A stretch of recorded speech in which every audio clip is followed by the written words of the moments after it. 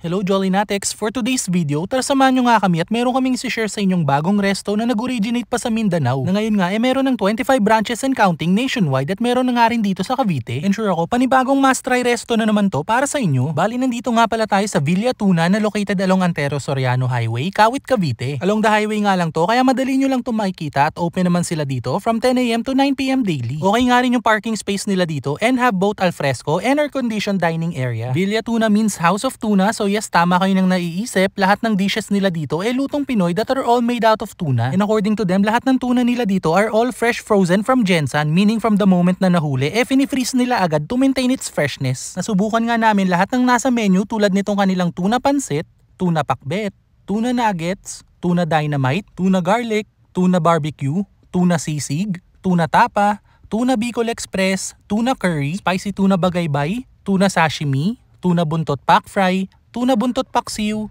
tuna kinilaw, and syempre hindi mawawala dyan ang grilled tuna panga at tuna belly. Napakadami talaga nilang menu options pero some notable dishes na nag-stand out sa akin is itong kanilang tuna dynamite, crispy, masarap at maanghang, and yung texture niya sa loob is actually parang rellenong bangus. Nagustuhan ko nga rin tong buntot ng tuna paksiw, masarap yung pagkakapaksiw sa kanya, manamis-namis tapos napaka-gelatinous nung tuna fat and ang sarap nito sa kanin. Saktong pang-ulam din or di kaya naman pampulutan yung kanilang tuna kilawin, napaka-fresh at wala akong lansang nalasahan. Same goes sa kanilang tuna sashimi. In my honest opinion, marami na ako natikmang mga tuna sashimi lalo na sa mga buffet. And I think isa to sa pinaka-fresh na natikmang ko. Must try to, promise. Okay nga rin tong spicy tuna bagaybay or tuna gonads. Ito yung male reproductive organ ng tuna. Ang sarap ng pagkaka-spicy sa timpla and yung texture niya is para kang kumain ng chicken gizzard. Okay nga rin na masubukan nyo dito yung kanilang tuna tapa. Yung texture niya meaty at medyo sticky. Kakaiba sa simula pero talagang masarap. And sa sobrang malasa niya, tingin ko mapapalakas ka sa rice nito. And finally, if mag-uwi kayo dito, wag na wag nyong palalagpasin yung kanilang fresh grilled tuna panga and belly. Yung prices niyan, di depende sa size na o-orderin nyo, pero either of the two, panalo talaga. Flaky, soft and smoky yung tuna meat, talagang lasang-lasa mo yung freshness, tapos ang sarap partneran niya ng kanilang unlimited ginamos na may kalamansi,